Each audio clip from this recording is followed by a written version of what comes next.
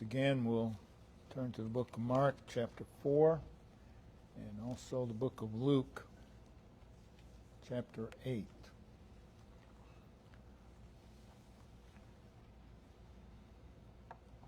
Mark 4, we'll read verse 35. And the same day, when the even was come, he saith unto them, Let us pass over unto the other side. Luke chapter 8, verse 22. Now it came to pass on a certain day that he went into a ship with his disciples, and he said unto them, Let us pass over, or let us go over unto the other side of the lake. Again, these verses from Mark and Luke's account of Jesus calming a storm on the Sea of Galilee. They're a small portion of what is recorded, but they're anything but a small matter. In these verses, there's a detail provided leading into the recorded miracle. It is a detail that tells us that the miracle recorded involves Jesus and the apostles, called his disciples here. We're told in Mark 4, verse 1, again, that Jesus was teaching the people on the shores of the Sea of Galilee.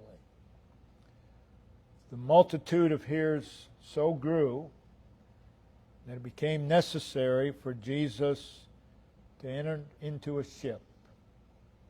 And upon doing so, it says that he sat, so he's in a seated position, and he's teaching the multitudes from the boat. Luke states, here in Luke 8:22, that he went into a ship with his disciples. Now he did so to put some distance between himself and the multitude, to give himself some space. Matthew says in Matthew 8:23, his disciples followed him. So there's Jesus and the apostles in the same boat at the same time. And it's stated in Mark 4, verse 2, and he taught them. That is the multitude that were on the shore. He's teaching that multitude, and he's doing so in the hearing of the apostles. What he taught is recorded in verses 3 through verse 32 of Mark's account.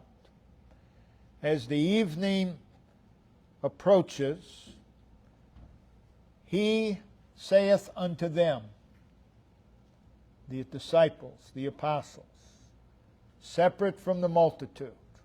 He's not talking to the multitude. He's talking to the disciples. Let us, himself and them, pass over unto the other side. Luke says, he said unto them, let us go over to the other side. So these words are both a directive, but not just a directive. They're also an invitation. Let us. They're an invitation to the apostles that night. They serve as a directive and an invitation to us who are saved. Let us pass over. Let us go unto the other side. So I want to speak on living life with him. But notice, first of all, the feeling between him and them. Jesus had a desire toward them. He had a desire concerning them. We hear Jesus say, "Let us." So, He's desirous of them being with Him. That's amazing. He is desirous of them being with Him. That's grace. That's mercy. He, God Himself in a body of flesh, says to them, sinful and depraved individuals, let us. You can read those words again and again and again. He said unto them. Emphasize He, emphasize them. He saith, or He said unto them. He unto them. He unto them. It is a desire that He has toward them. It is a desire that He has that includes Himself and them. Let us. Let us. It was a personal message. It was a personal directive. It was a personal invitation from Him to them. It was a message to them regarding Him. Let us. It's not a message to the multitude. It's a message to them. To them. He's viewing them separate from the multitude. He's viewing them apart from the multitude. He's not putting them and the multitude on equal footing. He has a different desire toward them. It is let us. They're special to Him. They have a special place in His heart. All of this is amazing. The tone and the mood of these words. They're words of love. They're words of grace. They're words of mercy. They're words of kindness, patience, and friendship. They're the words of one who has delight in the ones that He is speaking to. He said unto them. These are words of one who desires to experience something with them. He is desirous for them to experience something with Him. Jesus Christ desires to be with me. Jesus Christ desires to be with His people. And there's never a time when that's not so. And for you and I to experience life with Him is an amazing thing. It's an amazing opportunity. He says, let us. Considering who is speaking, considering who He is speaking to. These are amazing words. These are words of activity with Him. It is let us pass, let us go. These are not words of passivity. They're not passive words. Let us pass. Let us go. Again, they are a directive. They are an invitation. They are a directive and an invitation to be actively engaged With Him. It is with Him. That's the key here. With Him. There's no better way to live life than with Him. You cannot be in a better place than with Him. It doesn't matter where the place is. With Him. With Him. With Him is where we find life. With Him is where there's light. With Him is where there's healing. With Him is where there's hope. With Him is where there's strength and refreshment. With Him is relief. With Him is joy and encouragement. With Him is assurance and courage. With Him is victory. He said, let us go. Let us pass. And though going with Him would lead to a fierce storm, and what seemed to be a life-threatening storm, it's better to be in the fiercest storm with Him than a great calm without Him. You can't be in a better place than with Him. These are words of gracious invitation. Again, they are a directive, but it's much more. It's an invitation to them. Let us go. Let us pass. It's a call to commit to Him. Let us.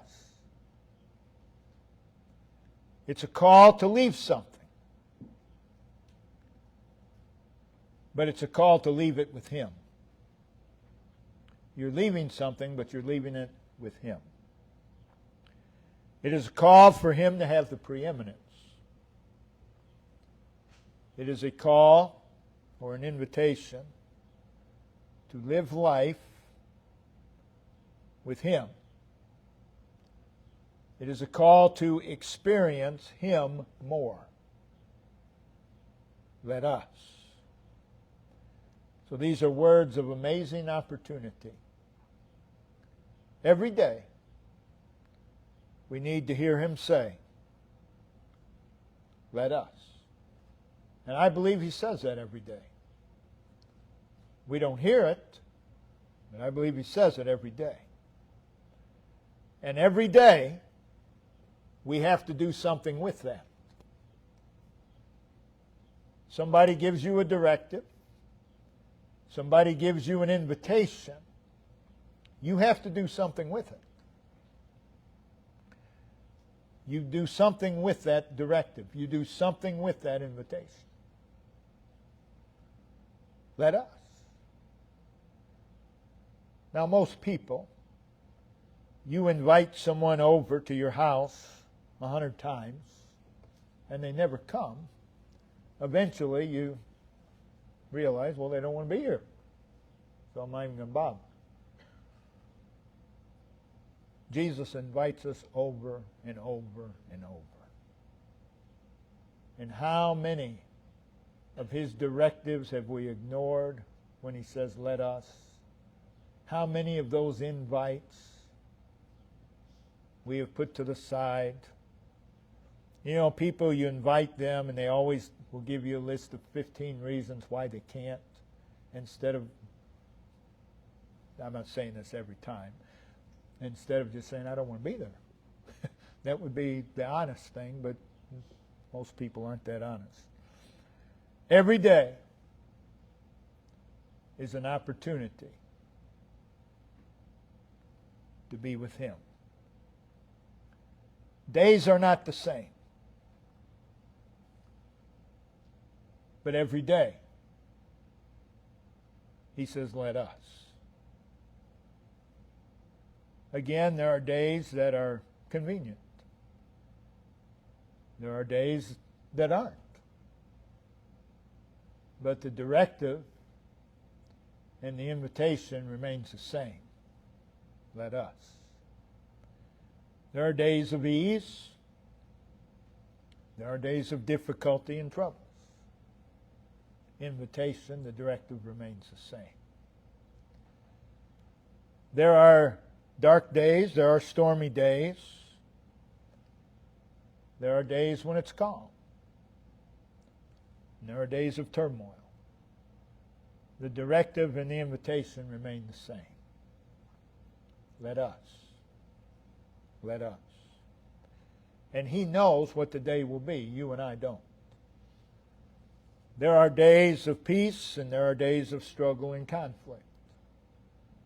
But again, either way, the directive and the invitation remains the same. There are days of weak strength, there are days of weakness, there are days of health, there are days of sickness. There are days of assurance, there are days of doubt. But again, either way, the directive, the invitation remains the same. And every day, regardless of the day, we have this opportunity. Let us. Let us. Every day, we awaken in a world where God is not honored, He is not sought, He is not relied upon. And we go forth into a world that is dark, a world that is filled with trouble, a world of testing, a world of evil, a world of trials and struggles, a world of innumerable needs. Yet we have this directive, this invite from the Lord Himself.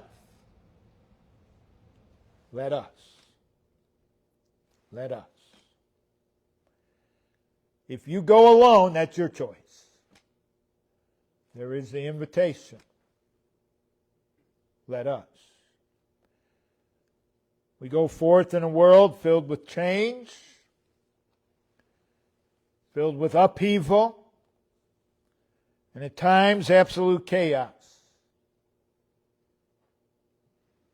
But we have this opportunity. Let us. Every day, we're faced with the pullings and the allurements of the flesh,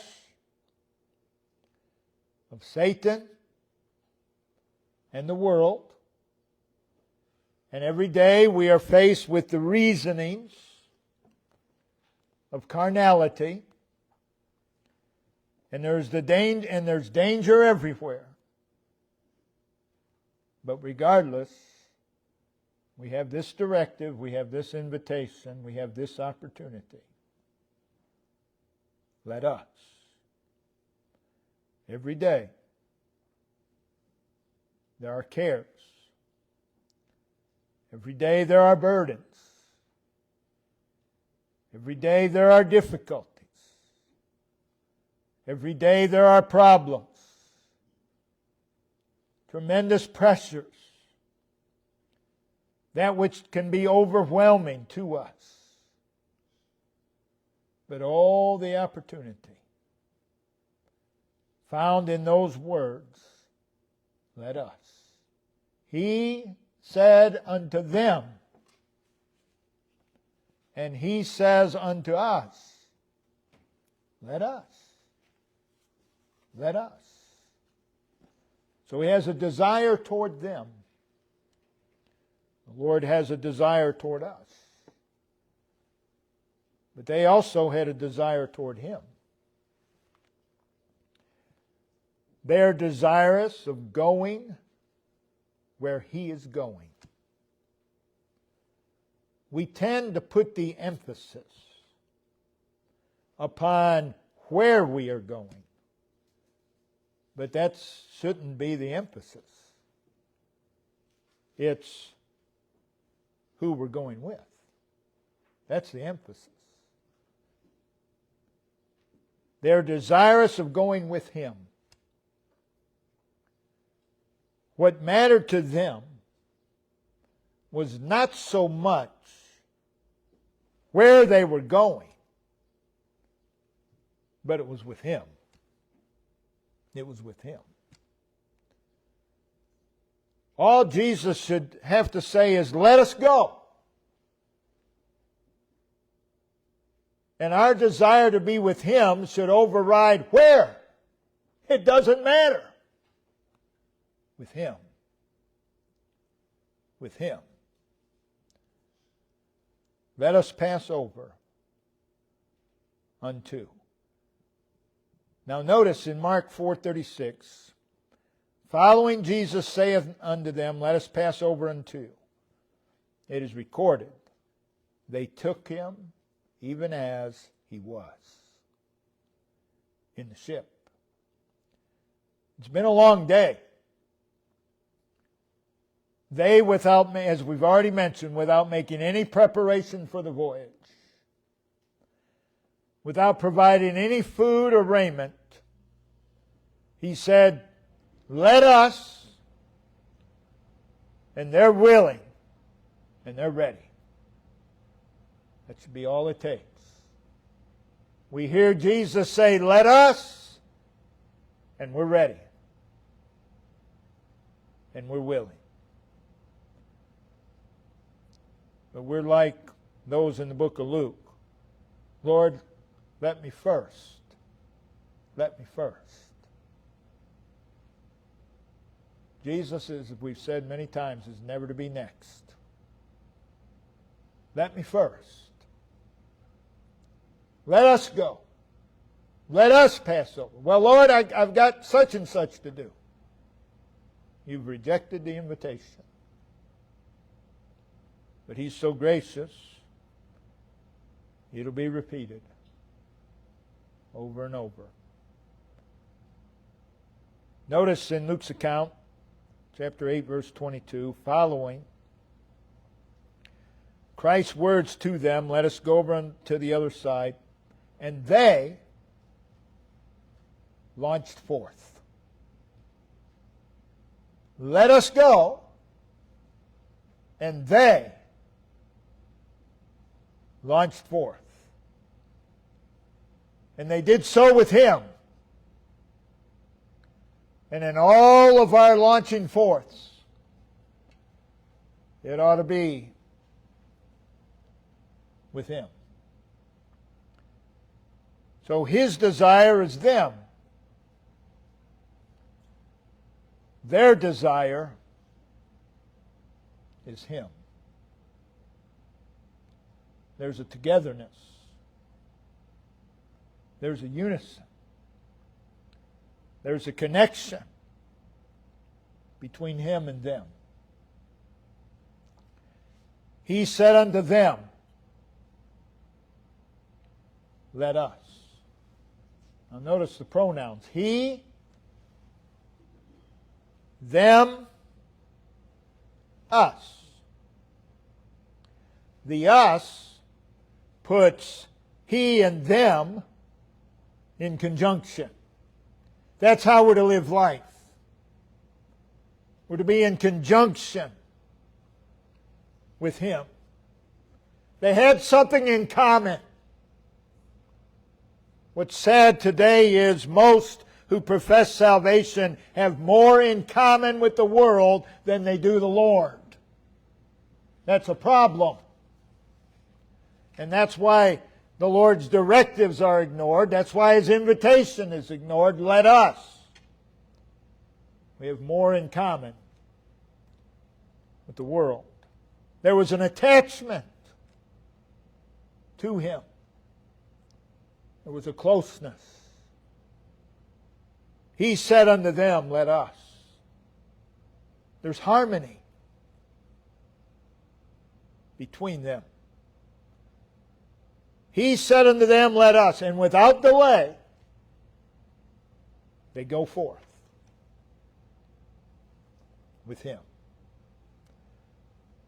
We need to realize that all our delays are acts of disobedience. Well, I've been thinking about it. That's disobedient. You have no reason to think about it. He says, let us. There's nothing to think about. You go. You go with Him. So what is presented here is life with Christ. A life lived together with Him. A life attached to Him. A life in harmony with Him. It is as we've said many times, how much of Christ is in our lives? How much of Christ is in our lives? And most are not going to answer that honestly. But then the next question, which people aren't going to answer honestly, how much of Christ do we want in our lives?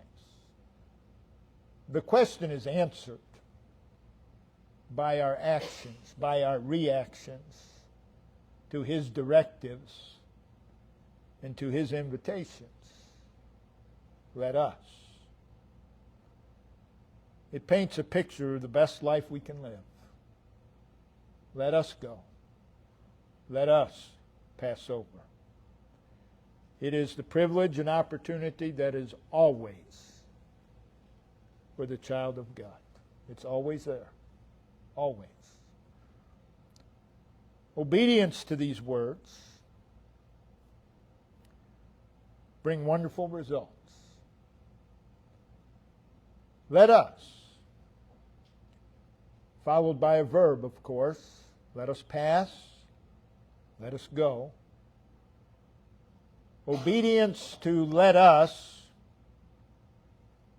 will lead to greater and more meaningful communion with Him. It gives us a more relevant experience of Him. God's people tend to want an experience with Him as long as it's not with Him. That can't be. It results in a closer relationship to Him. A greater enjoyment of Him. A greater knowledge of Him. Let us. Again, followed by a verb. With Him. This is where faith is strengthened. You want your faith strengthened? Live with Him. It's where faithfulness and steadfastness and commitment are developed. You can't live life with Him and become less faithful. No, you stop living it with Him and then you become unfaithful. You're not going to be more steadfast and committed apart from Him. With Him is the answer. This is where we're enabled to rise above and endure. With Him. I can't endure this. No, not by yourself you can't. Sooner you learn that, the better off you'll be. This is where there is reviving of soul. You can't live life with Him and not be revived. We stand in need of revival because we spend so much time apart from Him. With Him is where we're revived. This is where wisdom is found. With Him. You won't find wisdom, not spiritual wisdom, in communion with the world. You find wisdom with Him. This is where understanding is helped. With Him. With Him. So we hear Him say, let us, followed by a verb. Living life with Him. This keeps the heart upon Him. Keeps the heart from becoming bitter. Keeps the heart from becoming impenitent. This is where priorities are kept in line. With Him. With Him. It's where spiritual fulfillment is found. Well, I'm not satisfied. Well, try spending some time with Him instead of just running to the next place. This is where a table of feasting is found. With Him. This is where we find contentment. This is where we find assurance that all is well with Him. Let us, followed by a verb, this is where we find inward calm, inward tranquility, and composure of soul. This is where we see and experience the miraculous with Him. He said, let us go. And had one of those apostles said, no, Lord, I'm going to stay here. And he got off the boat. He wouldn't have experienced the storm, that particular storm. He wouldn't have experienced the miraculous either. He would have missed out. And oh, what we miss out on, simply because we do not live with Him. With Him. Those very words, let us. Living life with Him is where we find gratitude. You can't live with Him and be ungrateful. This is where praise is developed and where passion is developed. This is where we worship. You don't worship apart from Him. You only worship with Him. Let us. Those are words that ought to stir us. They ought to awaken us. They ought to stimulate us. Every day. We need to hear Him in a way that stirs us. In a way that stimulates us. In a way that excites us. Hear Him say, let us. Let us. Is it not also indicative, let us,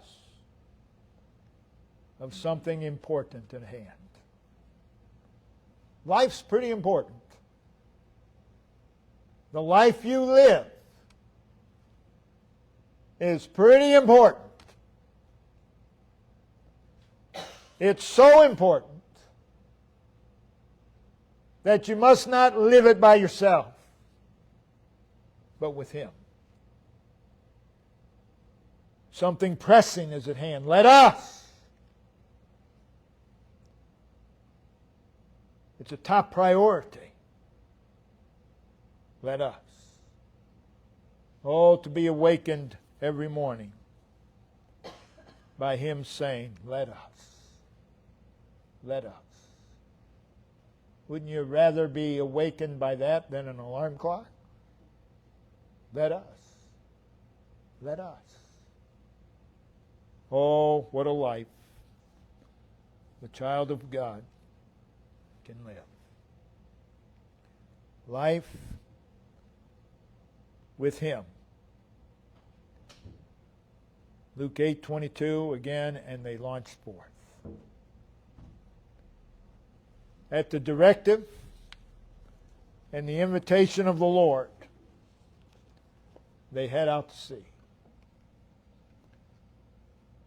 Not knowing what shall befall them. We get up every morning. We go out. We have no idea of what's going to befall us. None. We make plans. We think things are going to go a certain way. That doesn't mean it's so. The best way to head out is with Him. With Him. They move at His directive and invitation. And though they would soon be faced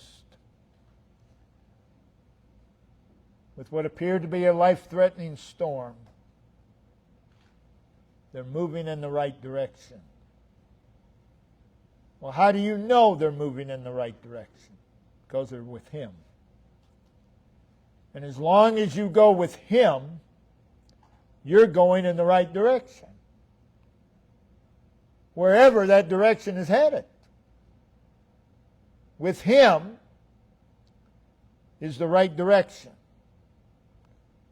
We do not know what we might face out there.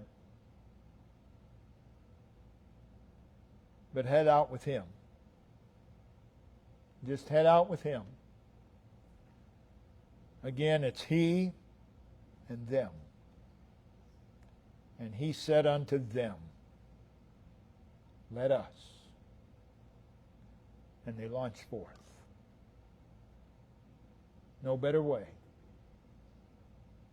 to live life. Their desire was Him. Therein lies the problem with so many professing Christians. Their desire is not Him. Their desire is them. Their desire was Him. So they go. They launch forth. And that may result, as it did here, in violent winds and the overflowing of the waves. But it'll be with Him. It'll be with Him. Now one of them said, I knew we shouldn't have gone. I knew we should have stayed on shore. No, you go with Him. In doing so, you're going in the right direction. God help us to live life with Him. What a privilege to live life with Him. Brother Dave, if you come and